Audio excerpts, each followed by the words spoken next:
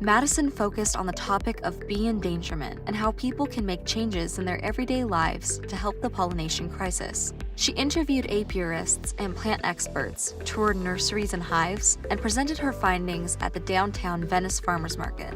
Madison collected signatures of people who pledged to be a bee advocate, sold honey in benefit of a local beekeeper, and passed out kits to children so they can become honeybee gardeners at home. We were talking about in environmental science class how bees have become an endangered species, and we were talking about how important they are in our daily lives. Bees pollinate over 80% of our crops, so they're really integral to our society. I hope that people can see that they can raise awareness about something in their community and make change, just as I did, because I didn't think that I could be able to bring this important thing up, but I did, and I made change, and I got people to realize there's things they can do.